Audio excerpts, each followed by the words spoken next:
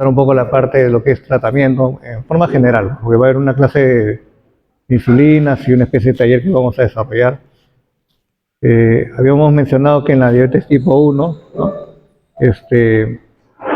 La causa es autoinmune y lo que ocurre ahí es que hay una falla de la célula beta y por lo tanto el requerimiento de insulina en estos pacientes es no solo para controlar la glucosa, sino también para sobrevivir, ¿no?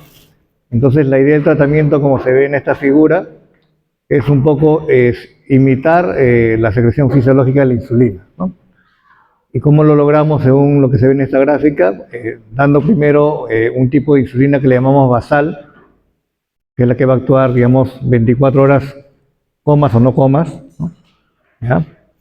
Y otro tipo de insulina, que es la insulina prandial, que es la que usamos para las comidas, ¿sí? Entonces, lo que ustedes ven acá son dos modalidades, ¿no?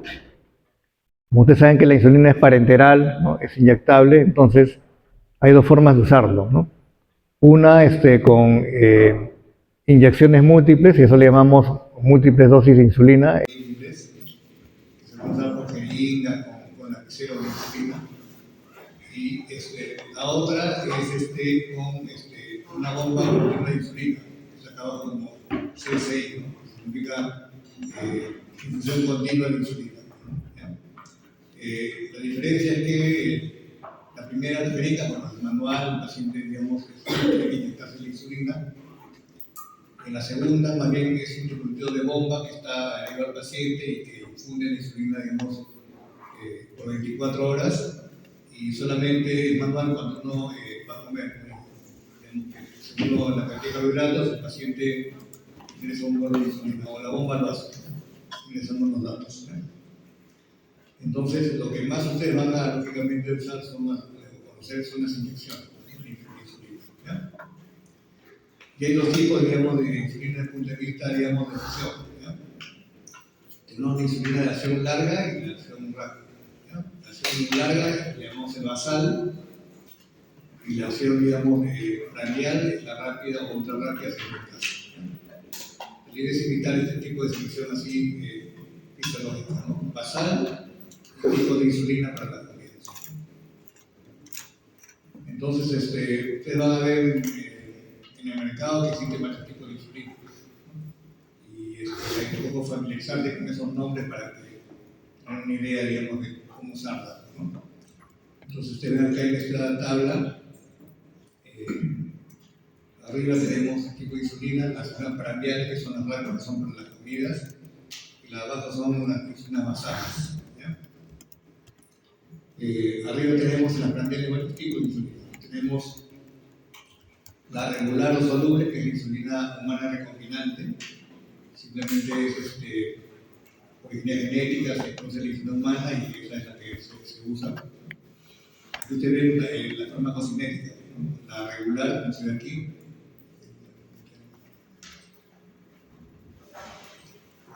La regular, que es la tercera, la iniciación es a la media hora, por lo tanto, este tipo de insulina se usa media hora antes de un alimento, por ejemplo. Después, el pico de insulina es más o menos de 2 a 4 horas, es la acción que dura esta insulina una vez que se inyecta, y puede durar hasta 5 o 8 horas, por lo tanto, si uno solamente usa rápida y queremos tener la acción todo el día, tenemos que comer más veces, solamente con la comida.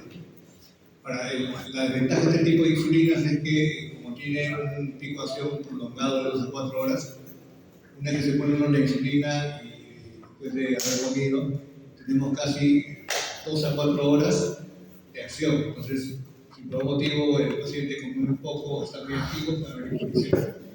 ¿Sí? Entonces, el problema es el tipo de insulina para tener un pico de acción más prolongado. Entonces, a raíz de ese tipo, digamos, de problemas, se desarrollaron otro tipo de insulinas también de acción prandiales, que son los análogos de insulina.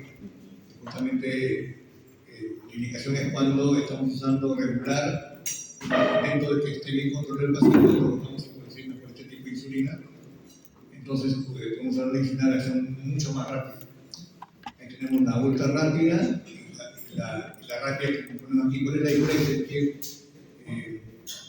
ambas realmente son rápidas. Como ven acá, la acción rápida, como dice acá. Aquí tenemos ultra rápida, pero ahora hay más ultra rápida, una que es mucho más rápida.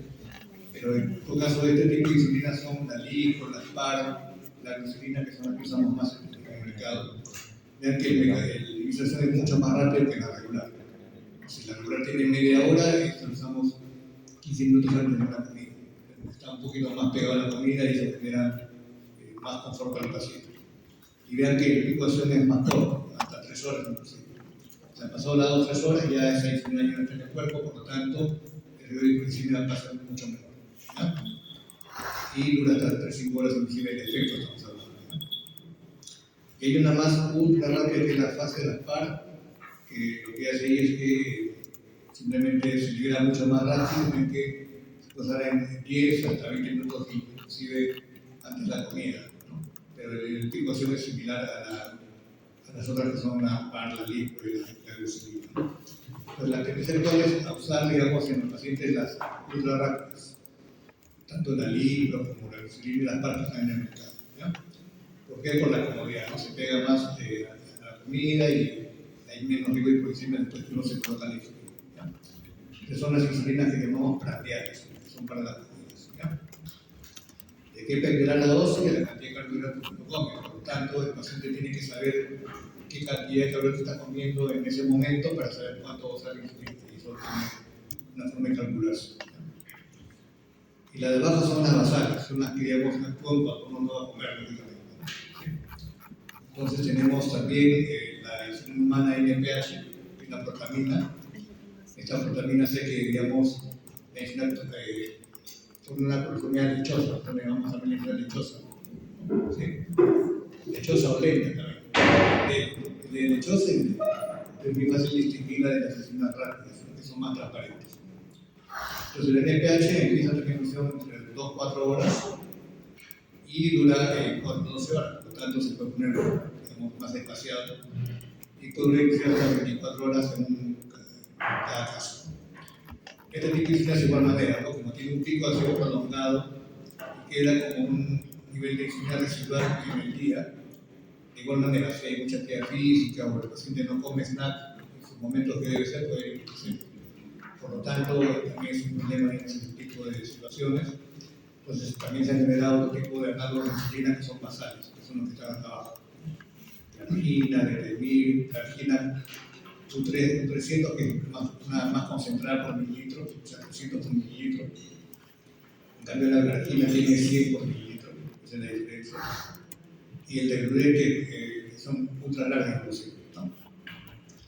Entonces, ¿cuál es la ventaja de este tipo de insulinas? La acción es casi similar, inclusive el Degludec es un poquito más rápido que se ve acá. Pero vean que muchos de ellos ya no tienen pico de acción. Son bastante planas en concentración de insulina, por lo tanto, tienen menos riesgo de hipoglicemia cuando uno está en las etapas sin comer, estando activo, ¿no? En cambio, la glargina y la determin, digamos, tiene cierto pico todavía, pero no es tan elevado como la NPH. Y su acción es casi, digamos, a excepción de la Degludec, que estuvo casi más de 42 horas. Entonces, es una insulina que es bastante cómoda porque una vez se pudo omitir la hora que se puso, se le puede poner más tarde y es un poquito más flexible incluso. Entonces, ¿cuál es la ventaja de este tipo de basales? El menor riesgo de hipoglicemia también. Entonces, ¿cuál es mucho más barata? Lógicamente las humanas, ¿no? Tanto las regulares, digamos, las cristalinas, como la NPH, que es la turbia, la dichosa, la lenta. Entonces, son las que más usamos en los hospitales. Pero actualmente ya el PNUME, que es el Instituto Nacional Unificado de Medicamentos, ya incluyó este tipo de análogos de insulina. Y por otro lado, también a nivel mundial hay una tendencia que realmente ya baje la absorción de este tipo de insulinas humanas. O sea, no solamente a los análogos. Entonces, de repente, más adelante, en el contexto de ustedes, cuando tengan sus prácticas, posiblemente va a ser más difícil conseguirse la NPH o la regular, solamente en los hospitales. Y eso es un problema, digamos, en el sentido de que, por ejemplo, la glargina, que es muy usada como basal, ocurre a veces que el paciente, porque no come bien, siempre para con la glucosa alta, no depende de la granjina, porque es plana, porque no juega con la comida. Ahí hay que poner o un medicamento oral que mejore las prandiales o darle insulina rápida. Entonces, muchos pacientes que están con insulina NPH están con dosis muy alta. Y eso permite que esté saturado de insulina y permite que cuando comen no se les eleva tanto. Pero cuando tú pasas a una insulina NPH, una granjina, ese es un problema. Como es un pico más plano, cuando come no le va a cubrir, porque va a tener que usar una rápida de bajo neto. Ese tipo de situaciones va a cambiar un poquito también la forma de manejo de los pacientes porque justamente por esa desventaja que tienen las nuevas insulinas que son muy planas y no cubren los alimentos. Que nos va a obligar seguramente a usar combinaciones de insulinas basales con prandiales, digamos, según el caso. Y en otros simplemente, de repente, nos ayuda más para dar un basal y darle un tratamiento oral, que también se puede combinar. En el caso del tipo 1, lo que utilizamos solamente insulinas. Te recuerdo, ¿no? Las insulinas prandiales son para las comidas, para cubrir los alimentos. Y las basales es básicamente para todo el día cuando uno come. Básicamente es eso. Ahora, como estas insulinas vienen en viales, son soluciones, tienen unas indicaciones para preservación. Hay que siempre respetar la cadena de frío del proceso. Si, digamos, guarda y se usa, hay que respetar la cadena de frío, porque si se recalienta este frasco, bueno, ya se naturaliza la insulina y ya no se puede usar, ¿no? Entonces, como ustedes ven acá, la insulina se almacena refrigerada de 2 a 8 grados, o sea, estamos hablando de la parte de abajo de la refrigeradora, no en la congeladora, sino en la parte de abajo. Y se menciona que una vez que se abre, puede estar a una temperatura ambiente, pero menos de 30 grados centígrados, por hasta unas 4 semanas, que es el tiempo en que usualmente se usan este tipo de viales. El paciente cuando va a la farmacia solamente lleva su cooler de su caja de ojos, su congelante, con hielo seco, y ahí es donde se pone el frasco para digamos que se preserve la insulina y llega a la casa. Y ahí se puede pasar la refrigeradora. Esto siempre hay que tener cuidado, digamos, con algunos pacientes por cuestión de costo lo usan más tiempo. Entonces a veces baja la efectividad, digamos, de la insulina y bueno, porque ya es más controlado.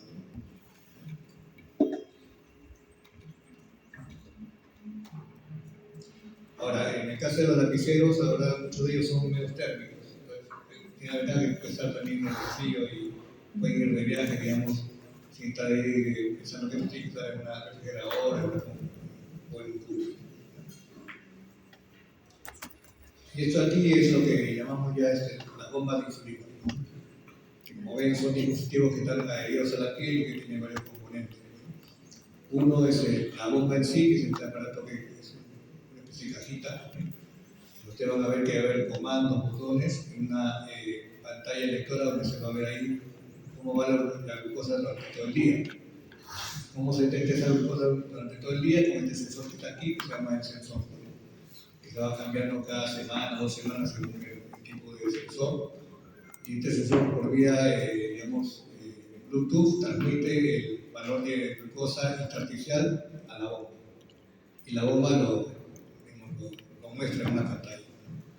Entonces el paciente tiene la ventaja que esta bomba va a tener una especie de infusión con nuestro instrumento, con un equipo de venoclisis, que va herido también en la piel en forma subcutánea con un tubo muy delgadito, flexible, ¿no? Entonces el paciente no tiene que estar inyectando la insulina, simplemente la bomba infunde la insulina por 24 horas, ¿no? Y lo que sí es cuando va a comer el paciente tiene que manualmente accionar la bomba para ponerse una cantidad para la comida. Eso el paciente lo tiene que calcular. En todo caso la bomba pide los datos para saber cuánto insulina le corresponde para lo que va a comer el paciente, ¿ya? Entonces lo que tiene que hacer el paciente con esto es simplemente saber contar carbohidratos. Eso también es muy difícil, digamos que lo que se tiene que lograr el paciente para que coja este tipo de bombas. El sed de infusión se cambia cada 3 días, es una venoclisis, lógicamente. El sensor se cambia cada semana, cada 2 semanas. y lógicamente que la bomba tiene una pila que hay que estar cargando para que no se te apague por ahí. La desventaja es como es una bomba de infusión, si por algún motivo se suspende la infusión y es un diente tipo 1, se precipita una cierta sustancia, entonces hay que tener cuidado también que si hay, estamos con la bomba y la cosa de repente con el peso hay que tratar que no haya construcción de la bomba. Entonces ya saben los pacientes cuando están con este tipo de dispositivos, se les capacita previamente. Eso también es importante, ¿no? O sea, los sitios de inyección. Ya hablamos de insulina, es obligatorio enseñar al paciente dónde debe darse, digamos, aquí las zonas en esta figura, donde se puede aplicar la insulina y más o menos el tipo de acción que se absorbe. Es importante saber, cuando vean que el abdomen, la acción es unos 15 minutos, es rápido. En cambio, cuando se usa en los brazos, en la parte más externa, así hablamos de la parte, si uno hace un puño así, la parte de acá abajo, más plana, ahí, más o menos demora 20 minutos en absorberse. En cambio, si hablamos de glúteos, que también se puede poner en la grasa intramuscular, y en el muslo, sobre todo cuando va a dormir, casi 30 minutos. Entonces, la mayoría de pacientes, por la comodidad, usa más que todo la parte de la bomba. Cuando se pone el parche de insulina para la bomba, pues en el abdomen también en los brazos. También se puede estas zonas de glúteo y muslo según la comodidad del paciente.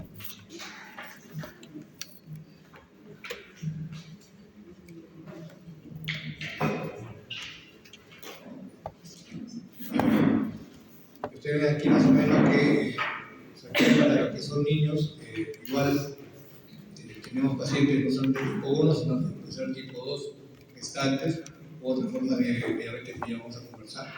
Entonces, si hablamos del tipo 1, vean que hay una dosis que recomendamos, y hablando un poco de tratamiento. La dosis total más o menos va entre 0.5 a 1 unidad por kilo día de dosis total de insulina. Y esa dosis total de insulina la tenemos que fraccionar en 50% para prandiales, 50% para basales. Es una paciente que pesa 50 kilos, será 25 unidades a 50 unidades de insulina por día. Y de ello, el 50%, o sea, 12.5 o 25, digamos, de la dosis total será para basal y la diferencia será para prandial, ¿cierto? Que se distribuye con las comidas. Ahora, lo que sí a veces hay que también enseñar al paciente y educarles esto, ¿no? De qué depende la dosis de insulina, ¿no? Como si hablamos de insulina basal, depende mucho del peso y la actividad física. ¿Qué significa esto? Mayor peso y menos actividad física, mayor basal de insulina, ¿cierto? Entonces, el paciente es más delgado y muy activo, requiere menos basal de insulina. Eso siempre hay que tomar en cuenta. En cuanto a las prandiales, digamos, a mayor glucosa antes de comer, de repente vas a requerir mayor insulina prandial, porque por ejemplo primero la glucosa cristal. Y también depende de los gramos de carbohidratos. Mayor cantidad de carbohidratos, mayor cantidad de insulina. ¿Sí? Esos datos el paciente ya tiene que conocerlo y saberlo manejar. Incluso en base a eso, calcula la dosis de insulina que va a usar para la comida.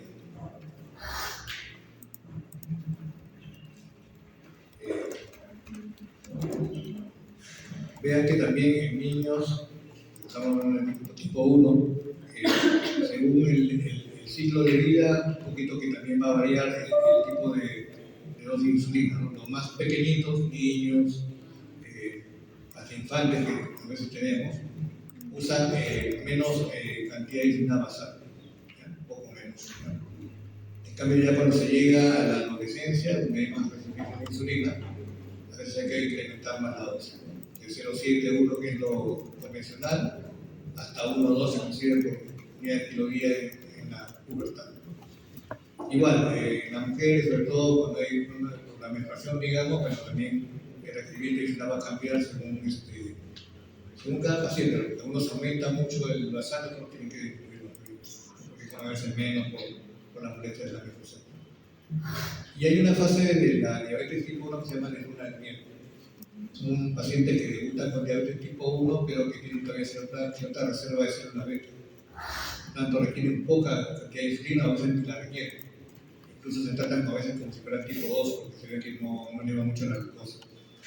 Pero este también pasa rápidamente. En 6 meses ya, solamente ya pasan ya insulina, ya como tratamiento, ¿no? En esta fase a veces se requiere muy poquísima, como se ve acá, menos de 0.5 unidades por kilo. Pero vean que de un paciente con el tipo 1 hay que tener en cuenta varios factores, ¿sí? Como se ve acá, ¿no? Por un lado tenemos la edad, menor edad, va a ser menor dosis total de insulina, mayor peso, mayor basal. Si estamos en pubertad, aumentaremos más la dosis de insulina para ese periodo. Si la mujer con un ciclo menstrual también va a variar un poco la dosis de insulina. El paciente o la paciente tiene que adaptarse a esos tipos de cambios, digamos, fisiológicos. Por otro lado, también el estilo de vida del paciente, ¿no? Si su rutina de vida del paciente es una rutina muy activa, a veces requieren poca cantidad de insulina. Si son muy sedentarios, lógicamente que requieren más insulina. El tipo de estilo de una alimentación también va a hacer que tenemos que más individualizar, digamos, el tratamiento con insulina. Y se debe tener en cuenta que hacer cuando hay enfermedad aguda y cuando se va a hacer el ejercicio, que se también, digamos, cambia un poco el esquema de insulina a un esquema más temporal que digamos. O sea, el paciente ya debe saber que cuando está en estas situaciones, enfermedad aguda o una actividad física programada, incluso hay un patrón de insulina temporal para esos periodos que estamos hablando. Y lógicamente, si hablamos ya de la parte más farmacológica, siempre en lugar de inyección hay que estar viendo cómo se inyecta el paciente, si se inyecta bien, revisando la zona donde se inyecta la insulina, porque a veces usan mucho una zona y se causa lipodistrofia, que llamamos, y eso interfiere con la absorción de insulina. Bueno, si hablamos de, digamos, el tipo de evolución de la diabetes de larga data, casi siempre son pacientes que tienen ya complicaciones y que están adaptando la dosis según las complicaciones. Y como parámetros la glicosilada y el montón de glucosas en el día a día, ¿no? Ahora, hay situaciones también en el tipo 1 donde sí necesitamos usar las cetonas. Recuerden que el tipo 1 hace cetoacidosis diabética, ¿no? La poca insulina hace que digamos, no se inhiba el glucógeno, el glucagón, por lo tanto genera más cetonas y hace cetoacidosis. ¿Y cuál es el signo de alarma para la cetoacidosis? Que la glucosa esté muy alta, por un motivo, sin explicación. Que esté más de 250, no importa arbitrario, ¿no? En todo caso, si yo digo al paciente, si tienes tu enfermedad, fiebre y vómitos, o en todo caso sientes que vas mucho al baño, o sea, que no estás tan alta que ya tienes poliuria, polidipsia, o te tomas la glucosa y está persistentemente más alta, más de 150, tenemos que usar cetonas de todas maneras. Y ahora, en algunos glucómetros tenemos la posibilidad de usar cetonas, por lo tanto, el paciente tiene que tener ambas cintas para verificar cómo están las células. La otra sería por orina, pero a veces la orina está normal. Un poquito más específico es la capilar o la de sangre, ¿no? Esto también hay que tomar en cuenta en los pacientes con diabetes tipo 1, sobre todo, que son los insulina.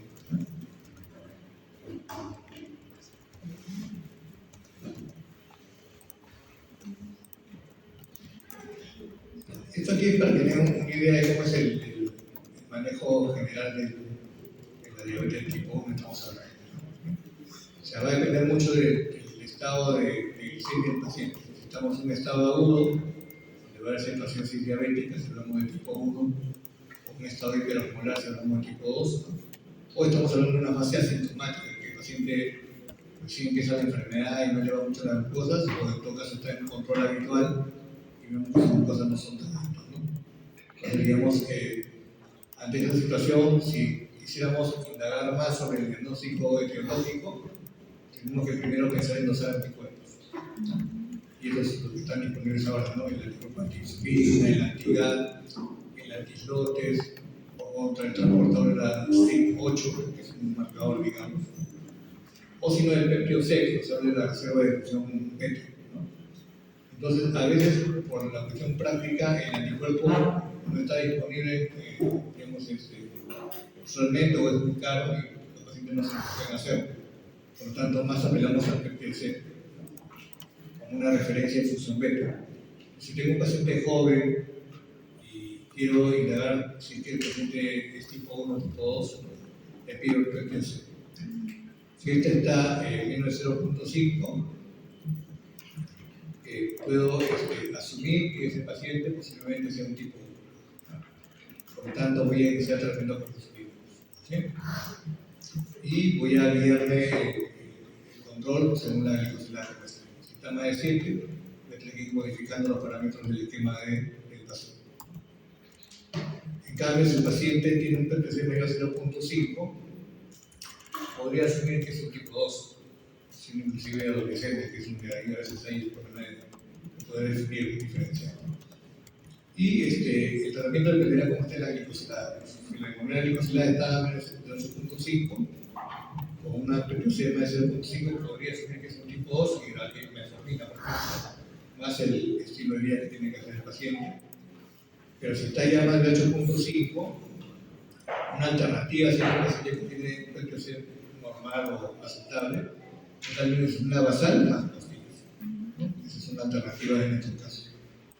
Y si a pesar de eso sigue más controlado, pues ya se agrega la insulina prandial, se hace más intensiva el tratamiento, como si fuera un tipo.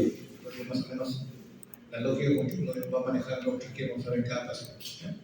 Son todos los tipos. Y este es el último slide de esta clase, que es digamos, cómo es que el paciente tiene que conocer, digamos, algunos conceptos para el cálculo de la dosis de la insulina, sobre todo para comidas, no en las prácticas. Aquí hablamos de este concepto que se llama factor de sensibilidad y otro concepto que se llama la proporción insulina-carbohidrato o ratio insulina-carbohidrato. Digamos, dos parámetros se usan también para configurar la bomba de insulina. El paciente que usa también múltiple dosis también puede conocer este tipo de conceptos porque también lo puede usar para el tratamiento inyectable. Por ejemplo, el factor de sensibilidad se refiere por concepto, o sea, cuántos miligramos de glucosa baja una unidad de insulina. Es el factor de sensibilidad. Un paciente muy sensible, cuando se pone una unidad de insulina, de repente la glucosa baja 100 miligramos de insulina por insulina. Es muy sencillo. Pero un paciente de repente más gordito, más sedentario, en pubertad, le pongo una unidad y le baja de 30, es más resistente, ¿cierto? Entonces, este factor me ayuda a calcular ese tipo de datos. ¿Cómo se calcula? De varias formas, pero lo que más se usa es esta acá. El factor de 1800, entre la dosis total de insulina del paciente, sale una cantidad, ¿no? Por ejemplo, acá por ¿no? Si el paciente usa 20 unidades de insulina diaria, entre rápida y lenta, y 1800 lo dividimos entre esa cantidad de insulina, que sale 90. ¿Qué significa eso? Que una unidad de insulina le baja a 90. ¿Sí? Es muy sensible porque baja casi 90. En promedio, si uno estamos empezando, a veces usamos promedio, por ejemplo, 50. O sea que una unidad le baja 50. Inclusive cuando usamos las escalas móviles, esa es la luz que usamos. Por ejemplo, el paciente está entre, digamos, más de 150 y quiero llevarlo a 100, le pongo una unidad más. ¿Sí? O sea, si está más de 150, le pongo una unidad. Si está, por ejemplo, 250, quiero llevarlo a 100, le pongo 3 unidades más, ¿cierto? ¿Sí? Y así, si uno calcula el factor, usando el factor, uno puede hacer una pequeña escala para cada paciente. Es lo que ponemos a veces más de 180, una unidad para que baje por lo menos a 130. Y le agrego 50 más, ¿no? Si está a 230 más, para que baje 80, 2 unidades más, ¿no? O sea, voy calculando según ese factor. Ese, digamos, es para básicamente corregir una glucosa alta. Se llama dosis de corrección, le llamamos, ¿no? Solamente es para llevar la glucosa en un nivel muy alto a una meta que yo he planteado con el paciente. ¿Sí? Por ejemplo, a ver, si yo planteo al paciente que tu meta debe ser 150, ¿no? Y el paciente se toma la glucosa y está en 200. Y usted te llama, doctor, estoy en 200 de glucosa y usted me ha dicho que mi meta es 150. ¿Cuánto me pongo insulina en este momento? ¿Cuánto le ponen ustedes? Uno. Si el factor es 1050. Uno, ¿cierto? Así uno. es sencillo, ¿cierto? Te llamaste al paciente, ya te agradece y ya, pues, solución del problema, ¿no? Y así por el estilo. Ahora, ¿cuándo me ayuda esto? Usualmente cuando voy a comer. O sea, yo puedo corregir una glucosa sin comer, pero me corre el riesgo que tenga hipoglicemia después de la corrección. Eso se llama hipoglicemia post-corrección. ¿Ya? Ahora, el otro concepto que está aquí abajo se llama proporción insulina-carbohidrato. ¿A qué se refiere eso? Aquí el concepto es cuántos gramos de carbohidrato me cubre una unidad de insulina. Esa es la diferencia. Entonces, sensibilidad es cuántos miligramos de glucosa me baja una unidad de insulina. En cambio, la proporción insulina-carbohidrato es cuántos gramos de carbohidrato me cubre una unidad de insulina. Esa es la diferencia. ¿No?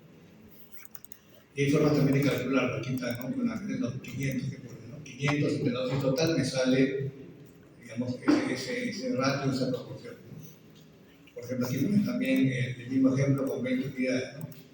Si quiero calcular proporción insulina carbohidrato, 500 entre 20 y 25. ¿Qué significa eso? Que una unidad de baja me cubre 25 gramos de carbohidrato. Cada vez que se coma 25 gramos de algún carbohidrato, sea cual sea la fuente o el tipo de alimento, tiene que cubrir una unidad, ¿cierto? Esa es la idea. Pero usualmente usamos el estándar de 15 gramos.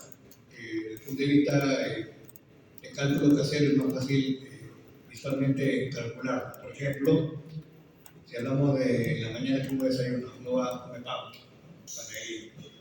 El clásico es el francés, ¿cierto? El pan francés es 15 gramos.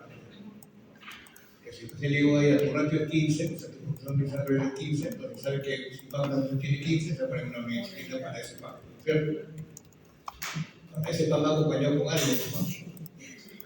Depende de lo que te ponga. Entonces, usualmente uno debería poner una proteína, pollo, atún, queso fresco, que es más proteína, los quesos son más proteínas. Eso no le va a llevar la glucosa, pero le va a llenar. Entonces, un pan francés con queso fresco adentro, se pone una unidad y va a comer bien y va a estar controlado, ¿cierto? No te comes un pan, no comes algo más, ¿cierto? Ahí le agregas un lácteo, que también no son de barato. También, igual que hacer calcular. Un vaso de leche, hablando de una leche descremada, digamos, idealmente, o un yogur descremado, dulces descremados solo, o sea, yogur solo, más o menos es 12 15 gramos de carbohidrato un vaso. Entonces también es igual, visualmente también debo saber cuándo voy a poner. Si me como un pan francés con un vaso de leche, son las unidades de insulina, ¿cierto? Entonces ya el paciente visualmente va a saber qué comprarse. Y si eso le pones ya una fruta, que la fruta, digamos, en proporción, digamos, una taza picada de una fruta, más o menos son 12-15 gramos. Y si hablamos de la mano, si quepa en la mano, también son 15 gramos, una unidad mediana de manzana. Si pones un pan francés, ¿no? Con su pollo adentro, ¿sí? Con su leche fresca, su manzana, ¿cuántas unidades se va a poner? 3. 3. Y eso le explicamos al paciente. Es la forma como debe aprender cómo calcular la dosis. Ahora vamos al almuerzo. ¿Okay? Ahí usamos más el método del plato. Con la que queda el plato, que saben que tiene verdura, ¿cierto? Sí. No se come la verdura, es una taza. Una taza de verdura usualmente tiene muy poca caloría realmente. Una taza más o menos con 3 colores mínimos son 5 gramos de carbohidratos. Tiene que poner 3 tazas de verdura para que sea un alimento. Casi no comemos así, como casi una taza. Ahí viene el filete, que es la proteína, de proteína y grasa. No eleva la glucosa, no se considera como cero. Y ahí viene la guarnición, ahí sí, ¿no? El arroz, la papa, el filete, ¿sí? Cereales, el tuerto. Eso sí tiene almidón y va a elevar la glucosa. No hay una forma casera de controlarlo. Por ejemplo, hay una nutricionista de San Marcos que ella, por una cuestión de didáctica, usó su método de la cuchara. Ella comenzó a calcular una cuchara rasa, una cuchara colmada, cuántos gramos de carbohidratos tiene por cada tipo de alimento. Más o menos ella ha determinado lo siguiente, ¿no? 2 cucharadas formadas de una cereal son 15 gramos de carbohidratos. O sea, colmada es cerrito, ¿cierto? No arras, cerrito, o sea, 1,5 cm de altura más o menos. 2 cucharadas colmadas son 15 gramos. Si yo le explico eso al paciente, ya sabe, ¿no? 2 cucharadas de arroz son unidades insulinadas, ¿cierto? Bueno, menestra tiene aminoácidos y carbohidratos, por lo tanto, ahí es el doble. 4 cucharadas colmadas de una menestra son 15 gramos de proteína carbohidratos. Ahí come 2 cucharadas de arroz más 4 lentejas, son 2 gramos de insulina, ¿cierto? ¿Sí? Si es un paciente que come su medio plato de ensalada con su filete de pescado, ¿no? Y 4 cucharadas de arroz, ¿cuánto le pongo insulina? ¿Cuánto le se pone? Dos unidades. 4 cucharadas de arroz, Ah, una ensalada y su filete. ¿Cuánto se pone insulina ahí? Dos. Porque 2 cucharadas de un cereal que es el arroz es una unidad, son 4 cucharadas. ¿Sí? En cambio, si por ejemplo, igual, su ensalada de verdura con su filete de pescado en este caso, y 8 cucharadas más de frijol, ¿cuánto sería? Dos. Pero. Frijol es minestra, ¿cierto? Ajá, Y 4 cucharadas con más, o sea, serían 2 unidades. Y allí es como puede contar el paciente más fácil. ¿Ya? Porque tengo un video. Y si eso le agregas una manzana de postre, bueno, es una unidad. 3. El problema serán 2, 3 unidades de sabor, para ese combo de menú. Y si eso le agregamos un vaso de agua, y en la noche puede repetir tipo lunch como desayuno o tipo cena como pero igual el trato es ¿ya? Que tenga unidad de consulta. Esto es lo que le tengo que enseñar al paciente con tipo, que es así, en consulta. ¿Ya? Muy bien. ¿Usted tiene alguna pregunta? Okay. Esa es la parte de la clase que faltaba. ¿Ya?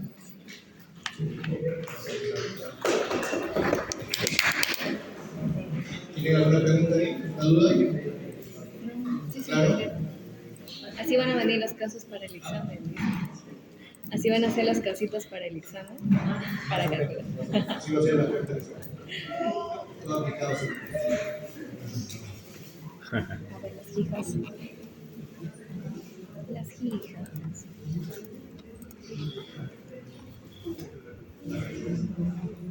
Esta clase también es más sencilla. Otra forma de diabetes. Entonces, esta gráfica que ya hemos mencionado, ¿no? Hemos ver los tipos 1, ¿sí? Cómo se diagnostica, cómo se trata, cómo se calcula la insulina, ¿no? Cómo se hacen los esquemas de insulina. Tipo 2, vamos a ver en la segunda unidad, vamos a hablar sobre los otros tipos específicos de eventos. Que realmente es un poco de ejercicio de medicina interna, es básicamente diagnóstico diferencial.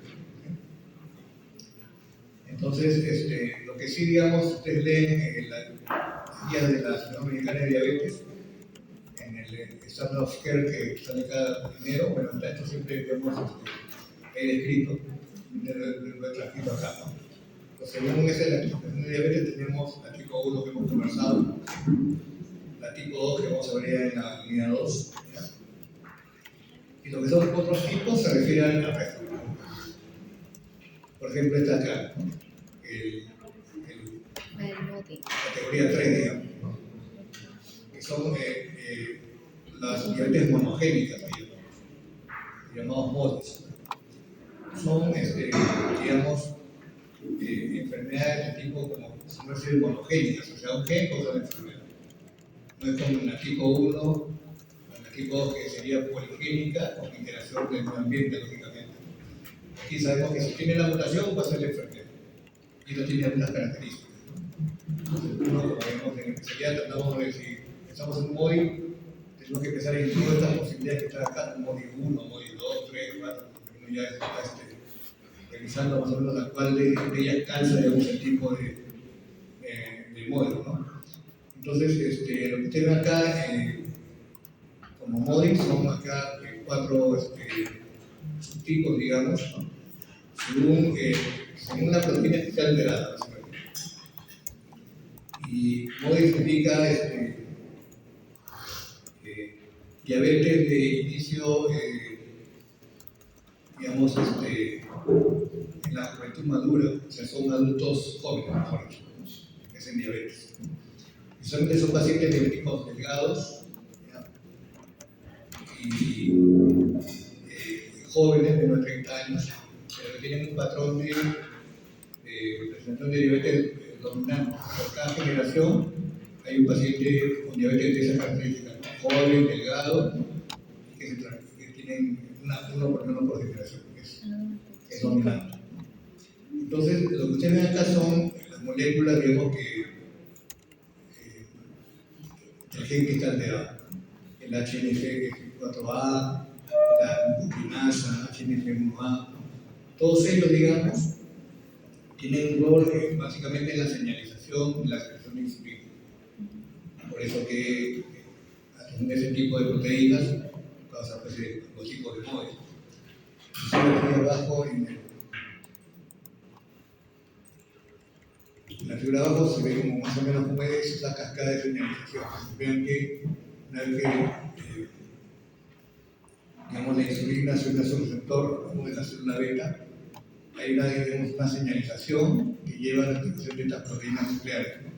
Básicamente los HNF1 son los que están dentro, digamos, del núcleo. Y lo que va a hacer aquí es regular la transmisión de un gen que es importante para la glicólisis, que es la glucokinasa. Saben que es citosólico, ¿cierto? Entonces, digamos, la activación de estas moléculas, HNF4, 1A, 1B y 4, hacen que se unan a la motora de esta glucokinasa y la estimulan. ¿Qué va a ocurrir ahí? La glucokinasa tiene un rol, ¿no? ¿Qué va a hacer? ¿Se acuerdan? Glucokinasa, o sea, fosforila la glucosa, ¿cierto? Entonces lo que va a hacer ahí es que esa glucosa queda atrapada en la célula y no se va a escapar. O sea, para la glucosa se fosforila queda en la célula y sigue la vía de la glucólisis. ¿Qué pasa si estas moléculas están mutadas o están alteradas por una mutación?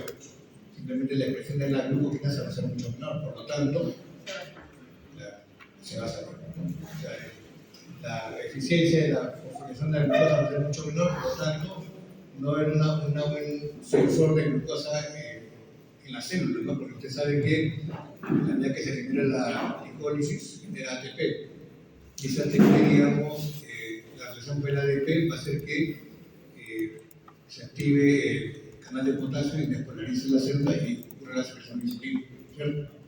Entonces, al estar alterado la glucokinasa, simplemente se rompe ese sensor, digamos, de ADP y ATP, por lo tanto, no hay una desaparición de la membrana y por lo tanto la secreción de insulina va a ser deficiente. Es la forma como, digamos, actualiza este tipo de mutación. Y hay una mutación también de la misma glucokinasa, o sea, no solamente sus proteínas de transcripción, sino también el mismo gen puede estar mutado y causar el mismo tipo de fenómeno. ¿No? Esa parte es opinión. Lo que está abajo sí es más complicado. Tenemos acá ya un fenotipo de diabetes neonatal. Se nace y ya se diabetes. Pero ahí también se han caracterizado varios tipos de mutaciones que están acá descritas. ¿Sí? El mismo canal de potasio, el de la insulina y otras más que son ya, tienen un rol más intracelular que también alteran una secreción de insulina. Y puede ser una diabetes neonatal transitoria o permanente, según qué tipo de alteración genética haya sido. Y aquí más o menos para que ustedes puedan revisar esos fenotipos que para cada tipo de módulo, ¿no? Aquí ponen el MONI1, HNF1A, es un efecto progresivo de la secreción de insulina, ¿sí? Que ocurre en la adolescencia y en la juventud, pacientes jóvenes, delgados, ¿no? Y que tienen, dicen acá, un Intel bajo para la glucosuria, o sea, ellos, el riñón sensa, digamos, la glucosa a niveles, digamos, muy bajos, por lo tanto, lo que ocurre ahí seguramente que hay una mayor relación de glucosa y con la elevación de glucosa. Y estos pacientes, por ejemplo, no tienen los clásicos estigmas metabólicos que un tipo 2, son adultos. Ya no tienen síndrome metabólico, no tienen obesidad, no tienen glucosa muy rica. Es por ejemplo que tienen la proteasa reactiva baja, que es un marcador también de cardiovascular. Luego tienen el HL normal, crítico normal, entonces son delgados, metabólicamente sanos, solamente que tienen su glucosa un poco alto y son jóvenes. Entonces, estos pacientes, por ejemplo, ven que son sensibles a su urea, ponen muy bien a este tipo de medicamentos, sean glibenclamida, glibenclamida. Luego, el otro tipo es nos afecta la HNF4A, también un efecto progresivo de la insulina, también en la misma edad, los adolescentes, jóvenes, y dice que suelen ser macrosómicos. Ustedes recuerden que macrosomía, digo para diabetes también en los niños, en la vida adulta, el niño que va a conocer. Y puede ser inclusive hipoglicemia neonatal transitoria, dice. También son sensibles a sus ureas. O sea, digamos que si tiene un paciente delgado, joven, que tiene macrosomía, diabetes, hipoglicemia neonatal transitoria, ¿no? Que de repente hacen diabetes en una edad joven y tienen ese patrón dominante, digamos, de diabetes, que sea en el tipo de boda. La otra, que es la de HNF1B, aquí sí hay una tesómica, o sea, hay problema renal, digamos, congénito, neuronías genitourinarias, y aquí sí hay atrofia de páncreas, inclusive hay hiperglucemia. Es otro tipo, digamos, de diabetes que es un poquito más, fenotípicamente tiene más problemas, ¿no? A nivel renal, urinario y así también bota hiperglucemia. Y de la glucoquinasa, que es es acá, el nivel, digamos, de set point para la glucosa es más alto. Por lo tanto, secreta insulina con niveles más altos de glucosa. Por lo tanto, se puede pasar a elevar la glucosa. Entonces, casi siempre tienen una glucosa en ayunas central. Y usualmente no requieren inclusive tratamiento de este tipo de pacientes. Simplemente jóvenes con glucosas en ayunas elevadas, delgados, con ese patrón, digamos, dominante hereditario, y son pacientes que solamente tienen dieta nada más.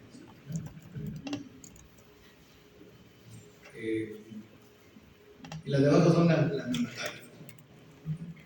Vean que en este caso la diferencia es que hay algunos que son autosómicos dominantes y otras son recesivas, y casi muchas de ellas algunas son permanentes transitorias, ¿no? Y otras son permanentes, depende mucho también del tipo de genotipo, ¿no? Pero digamos que estos son los más raros, ahí los tengo solamente para que ustedes ya lo repasen y lo tomen en cuenta. De repente lo más común que van a ver, o que se puede ver, son los de acá arriba, los monos. Eso sí hay que saber los diferentes.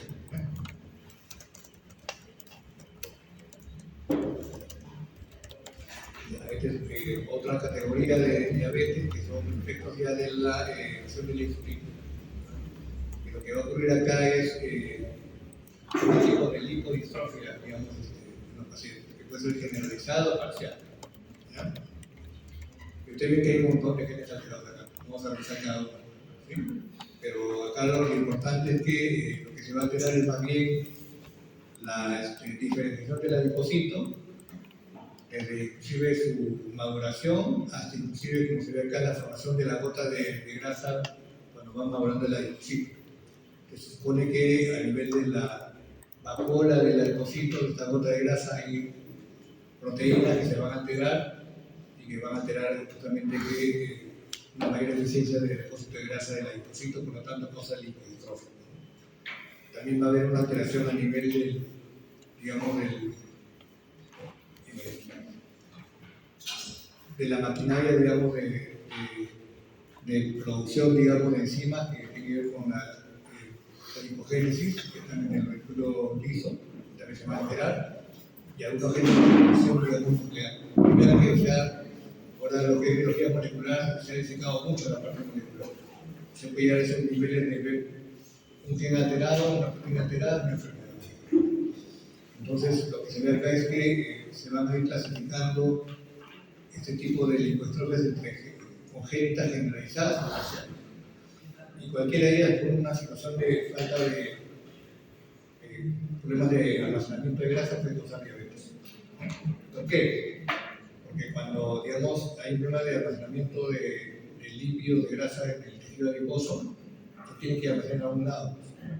O sea, va a ser en el hígado, va a ser en el riñón, va a ser en el músculo, va a ser en el páncreas. Eso genera lipotoxicidad.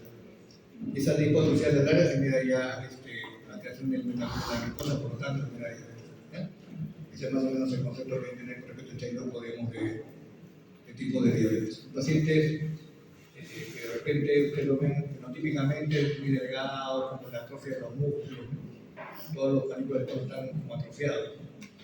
Ustedes han visto ya, han notado por infectología, viendo pacientes con HIV, visto cómo enjuto, como le falta grasa, y eso es porque justamente el vitamina targa causa lipodistrofia.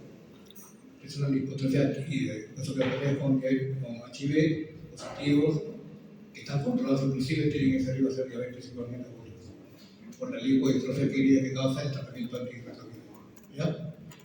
Y estos simplemente de aquí son ya genéticos, esa es la diferencia. ¿Ya?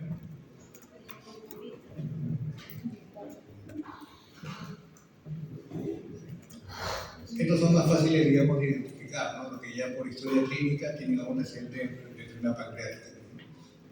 Son pacientes con colitis crónica, tenemos una imagen, vemos acá las calcificaciones crónicas en el páncreas. Esta tiene por infiltración, como la hemocromatosis, como el hierro ahí, tanto en el hígado como en el páncreas, se genera pues, cirrosis y diabetes insulino dependiente, en este caso, como fenotipo tipo 1. ¿No? Y la fibrosis quística también, ¿no? Que se da en riñón, en páncreas, en pulmón. Acá por historia clínica simplemente vamos a poder saber qué tipo de diabetes es el paciente. Y como quiera que se está alterando el páncreas, hay una deficiencia relativa o absoluta de insulina, por lo tanto puedo usar péptido C. Y me voy a poder dar cuenta si este paciente va a requerir una insulina. Si ese péptido C está menos de 0.5, voy a decir que va a requerir insulina para control metabólico. Si está más de 0.5, de repente todavía tiene cierta altura del páncreas, pero igual hay que tratarlo como diabetes. Son pacientes que van a requerir insulina para control metabólico. Usualmente, como la reserva es baja pero no está ausente, es raro que hagan cetoacidosis. Son pacientes que a veces requieren muy poca dosis de insulina, pero tampoco son esos tipo 2, gorditos, resistentes, no son delgados. Cuando uno dice insulina, los usados son muy bajitos. La otra causa que también es más o menos, de repente, puede ser frecuente, es asociado a cáncer de páncreas. Y como se ve en esta gráfica, lo que sucede es que en algunas regiones, como Estados Unidos, tienen una buena casuística. Se documenta muy bien sus estadísticas, por lo tanto, ellos han visto, como dice acá, alrededor de 1 de cada 100 personas que tienen diabetes por primera vez tienen un diagnóstico de cáncer de páncreas. 1 de cada 100, que es bastante frecuente. Por ejemplo, el hipotiroidismo congénito es 1 cada 3.500 nacidos vivos, que es 1 en cada 100, o sea que cada 100 pacientes con diabetes, por lo menos 1 en su vida va a tener cáncer de páncreas, ¿no? Y como dice acá, pacientes con cáncer de páncreas a los 3 años, digamos, pueden hacer diabetes inclusive. O sea, puede ser antes o después del diagnóstico de páncreas. ¿Y por qué le da tanta importancia a esto? Si aquí ponen 1 de cada 4 pacientes con cáncer de páncreas tuvieron un diagnóstico de diabetes primero. Ese es el detalle. O sea, considerar de repente que la diabetes puede ser un síndrome parametásico entre comillas. ¿Y cómo detectarlo a tiempo? Porque está muy tarde el cáncer de páncreas es prácticamente la mortalidad mundial. Entonces, la idea de este grupo digamos, de médicos que tienen estos datos quieren justamente ver eso. ¿En qué medida yo, pacientes con diabetes, qué factores me pueden orientar a decir a este paciente con diabetes posiblemente tenga cáncer de páncreas en ese nivel? Están buscando marcadores. Pero desde el punto de vista clínico, creo que más nos va a ayudar también es ver qué factor o qué condición me puede orientar. Que básicamente aquellos pacientes que hacen diabetes y que después hacen cáncer de páncreas, casi siempre son pacientes de edad adulta a mayor. Y lo otro que ellos también mencionan es que precisamente hacen el síndrome conjuntivo. Hacen diabetes con pérdida de peso, que puede ser por la misma diabetes como que no. que además han perdido peso progresivo. Y lo otro que ella también menciona es que tienen una elevación de glucosa muy rápida con el tratamiento. Son tres factores que también clínicamente habría que considerar. El paciente de edad, que hacen un cuadro de pérdida de peso progresivo, ¿no? Con elevaciones muy rápidas de glucosa, digamos que aquella de repente se insulina rápidamente, pero pensar en esa posibilidad, ¿no? Ellos lo ponen como un dato que podría ayudar, ¿no? Pero la idea de ellos es buscar marcadores séricos de la enfermedad.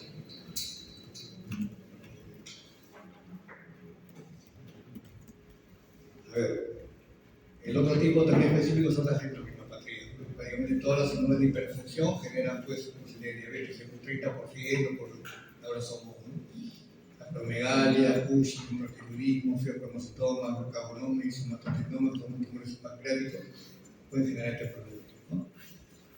Ahora, los tumores pancreáticos básicamente por lo mismo que hemos explicado, ¿no? O porque hormonalmente también generan problemas con la metabolismo de la glucosa, sea por un aumento de la resistencia a la insulina o sea por una falla de la. Pero la gran mayoría de los problemas endocrinos son básicamente por cambios en la sensibilidad a la insulina. Por ejemplo, Cushing, cortisol elevado, ¿no?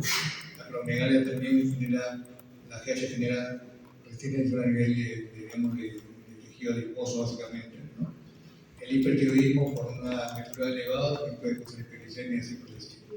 Pero luego de un 20-30% de pacientes con hiperfunción que pueden generar diabetes de este tipo, ¿no?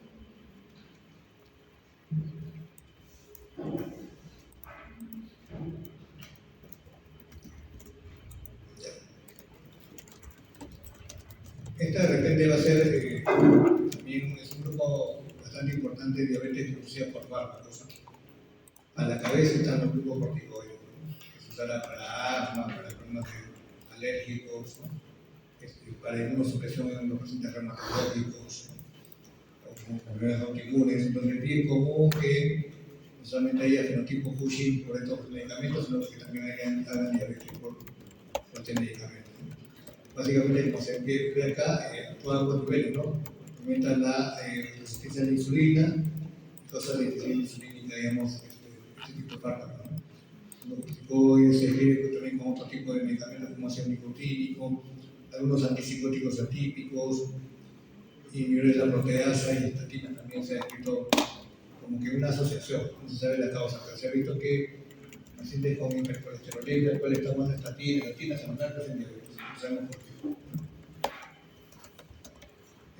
Aquellos que pasan deficiencia insulínica, los beta bloqueadores. Usamos más que todo para arritmia, no taquicardia, por ejemplo. Inhibidores de calcineurina, diazoxio, que usamos mucho cuando tenemos hiperinsulinismo por insulinoblastosis, por ejemplo. Usamos diazoxio para justamente frenar la secreción de insulina y por si eleve la glucosa. También hay policemia por insulinoblastosis. Fenitoína, que es un anticonvulsivante que usamos mucho, y los tiazídicos, que teóricamente también pueden elevar la glucosa. Pero no tanto que lo causen, sino que contribuyen a esa elevación. Y si hablamos ya de cosas más insulinoresistencias, agonistas beta-adrenérgicos se pone crecimiento, como la acromegalia.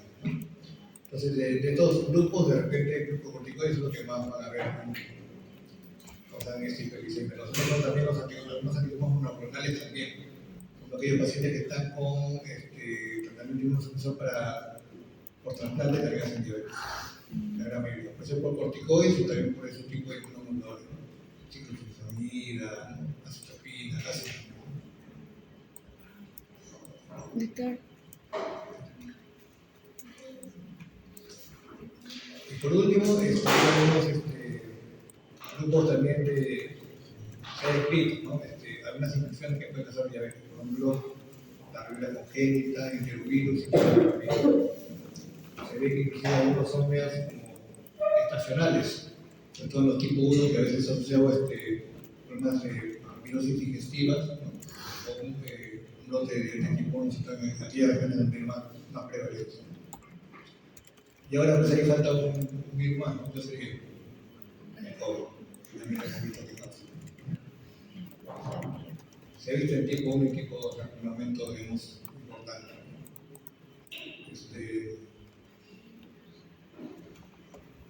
Este grupo G es básicamente diabetes autoinmune, básicamente, ¿no? O sea, lo que pasa acá es que se generan anticuerpos contra la insulina, por ejemplo, que puede bloquear la interacción de la insulina con su receptor, por lo tanto, genera hiperglicemia, o captura la insulina que está en el suelo y obviamente que no hace que interactúe con su receptor, por lo tanto, también causa hiperglicemia. Eso se ve en los casos de hiperglicemia autoinmune, sobre todo, ¿no? Y algunos enfermedades poligranulomas autoinmunes también, como ustedes saben, pueden generar diabetes tipo 1 sobre todo, ¿no? Y los ojos ya son casi misionarios. Sí, hemos visto pacientes con síndrome de Down con diabetes, Klinefelter con diabetes, Turner con diabetes, las tasas de Friedrich, la miotónica también, aquí ocurre por las de fotos porque ven esos tipos de subtipos. Klinefelter por aquí, Down por acá, Turner por aquí. Aquí sería la tasa de Friedrich, la distrofia miotónica, ¿no? Esta que es la porfiria, ¿no? Que es una información de la cara, ¿no? Y estos bolitos que son el síndrome de Prader-Willi, son pacientes con una mutación a nivel, digamos, de cromosoma, que lo que pasa acá es que son pacientes que nacen primero con una hipotonía marcada, o sea, con un upper limb bajo de repente, y puede que fuera pues óxido, es una hipotonía, que debe ser utilización mecánica para soporte, digamos, ¿no? Respiratorio, pero que en el tiempo, digamos, mejora. Tienen pobre disfunción en la lactancia, entonces son pacientes como que tienen un retardo psicomotor evidente, digamos, en las primeras etapas de la vida. Pero a los 3, 5 años mejora toda esa hipotonía, desaparece prácticamente. Son hipotónicos, pero recuperan mucho de la movilidad. Y en ese momento son pacientes que buscan comida, tienen polifagia. Son pacientes que pasan de una fase hipotónica a una fase de polifagia. Por lo tanto, terminan así como se ve esta fotito gordito. Y en el tiempo se ve que ya en la niñez son niños que son muy borderline, no rinden bien en el colegio, tienen problemas de aprendizaje, ¿no? Y son gorditos, ¿no? ¿Sí? Y llega a la pubertad y muchos de ellos no hacen pubertad, tienen pubertad retrasada y son gorditos. Es un paciente después que tiene pubertad retrasada, gordito, medio bajito, inclusive borderline, que tiene hipotonía de hacer, que siempre como son muy gorditos, se sienten bien diabéticos.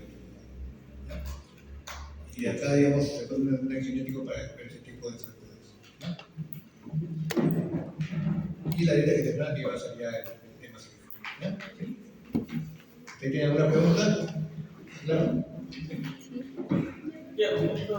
Sí. Y, o sea, en el síndrome de Prader-Willi, al momento de tener polifagia, ¿podríamos darle algún medicamento para que no tenga muchas ganas de comer? Bueno, depende de la fase que esté. Pero en la niñez, como te dependen los padres, la gente se reparten.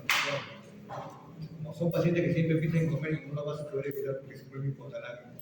Eso que también así, hipogonadismo, hipogonadotrófico, hacen problemas, digamos, ya, ese tipo. Son pacientes que todo el día empiezan a comer. Es típico que dicen, doctor, yo tengo que echarle llave a la cocina toda la noche, se le va a hacer niño, se va a hacer come toda la noche. En la casa, en el pueblo, tanto viene el golosín, se le da mucha golosina. Entonces, lo que hay que hacer ahí es como que una especie de programación diaria, del día a día, de días minutos para comer y minutos para no comer. Lamentablemente, el paciente familiar del cuidador no está atento con el paciente. Tú dices, te levantaste de la cama, levántate, vamos a la mesa, siéntate, es hora de comer, come, todos juntos, ¿no? Terminamos, recogemos todo y vamos a la cocina. Te toca rompecabezas, siéntate. Yo una vez pasó rompecabezas, no más al revés, tiene buena memoria. Si tú le dices algo a ese paciente, se va a recordar. Si le dijiste algo mal dicho, te lo va a decir tu cara. Tú le dijiste esto, y quería que ya, o sea, el paciente está duro. Tiene que ser una cosa bien como que programada y tiene que saber cómo decirle las cosas. Es una cuestión conductual. Actualmente, algunos ensayos han probado agonistas de la GLP-1. Aparentemente hay buenos resultados, para mejorar un poco el apetito, que siempre lo van a tener. Entonces, mucho depende de cómo la familia aborda al paciente. Hay pacientes que llevan mucho sobrepeso, con diabetes, mal controlada, con insulina muy alta. Entonces, esos pacientes que han sido un poco dejados, porque no sabían el diagnóstico primario, no sabían cómo manejarlo. Uno acá tiene a primero los pacientes comiendo un problema. Eso tiene que ver, esos pacientes tienen que ser totalmente al revés. Ni que prefieren no comiendo. Hay pacientes que, inclusive son pacientes que a veces le agarran tanto una cosa que lo hacen muy bien. Pueden ser pintores, unos son bailarines, deportistas. O sea, hay que ver en qué cosas les gusta para que no sea comida, para más o menos poder esa parte. Eso. Manejo bien difícil, interesante el caso, pero son difíciles. Ya chicos, a ver, son... Sí. Una consulta. Estaba viendo que una de las causas de resistencia a la insulina también es las estatinas, ¿no? Usted mencionó. Y en el caso del síndrome metabólico, ¿no? Tiene una hipercolesterolemia, damos estatinas. ¿No estaríamos apoyando más a generar diabetes en este caso? Claro, lo que pasa es que con las estatinas es una asociación, no se sabe por qué. Ahora, si yo quiero buscar una explicación, ¿cuál es el mecanismo de las estatinas? La HMG4, ¿cierto? Ya. Entonces, lo que se hizo solamente es que se busca más colesterol, ¿cierto? Pero el colesterol que está entrando en la dieta se va almacenando, ¿cierto? O sea, no es que evite que almacenen más grasa, realmente. Lo que evita que almacenen más grasa es la alimentación. Son pacientes que realmente están con estatinas, con cierto riesgo de diabetes, que están con hipercolesterolemia, que no lo tratas en el tiempo y van a hacer la diabetes después, ¿no? Para lo que sí te puedo comentar es que, por ejemplo, pacientes más jóvenes, casi siempre, hacen más síndrome metabólico que hipercolesterolemia, digamos, pura, ¿no? O sea, porque hablamos de síndrome metabólico HDL bajo, triglicéridos elevados. No hablamos de colesterol, ¿cierto? De ese lipema heterogéneo. Ahí la fuente, digamos, de triglicéridos básicamente es la lipólisis por la obesidad y la ingesta de carbohidratos. Frutas, venetas, harina, todo lo que es de carbohidratos. En cambio de lipidemia, hipercolesterolemia es básicamente grasas animales, comida chatarra, procesados, ¿cierto? Entonces, por ejemplo, en jóvenes, por ejemplo, THL bajo, triglicéridos elevados, digamos, priorizo el cambio de vida, ¿no? Pero si a eso se agrega hipercolesterolemia, ¿no? El paciente, digamos, tiene muy alto riesgo de cardiovascular, le voy a dar una estatina, pero lo voy a manejar con estilo de vida igual, ¿cierto? Entonces baja de peso, de actividad física, mejora la parte metabólica y a veces también mejora el colesterol, ¿cierto? Un paciente metabólico que ya tiene diabetes, que es de alto riesgo, sin haber ya una condición cardiovascular, ¿cierto? También le voy a dar estatina, ¿cierto? Debe tener diabetes, ¿no? Estamos hablando de los que no tienen diabetes. Si son prediabéticos, con síndrome metabólico, ¿no? Y tienen hipercolesterolemia, y está indicado la estatina, le voy a tener que dar, porque es la piedra angular para el tratamiento. Tengo que manejar el contexto del otro, ¿no? Estilo de vida, ¿no? Dieta, bajar de peso, ¿cierto? Bueno, en mujeres, por ejemplo, sí, a veces es frecuente encontrar hipercolesterolemia, solamente hipercolesterolemia, que está en menopausia. Se hace una pretolerancia y sale diabetes. Sí se ha visto.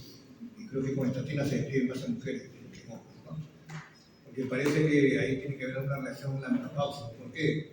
El estrógeno se produce el colesterol, ¿cierto? Entonces, si ya no hay estrógeno, entonces simplemente por eso que va con la dieta se va a almacenar. Entonces, tú tratas de hipercolesterolemia, ¿no? Pero sabes que es un problema fisiológico por la misma menopausia, seguramente, ¿no? Si a eso le agregas ya estilo de sobrepeso, sedentarismo, bueno, pasa un riesgo de diabetes por eso, más que por la estatina. Eso no es muy claro en la patología. Hay muchas hipótesis, pero no te puedo decir cuál es. Y bueno, ¿nos tomamos cuánto? 5 minutos, descanso.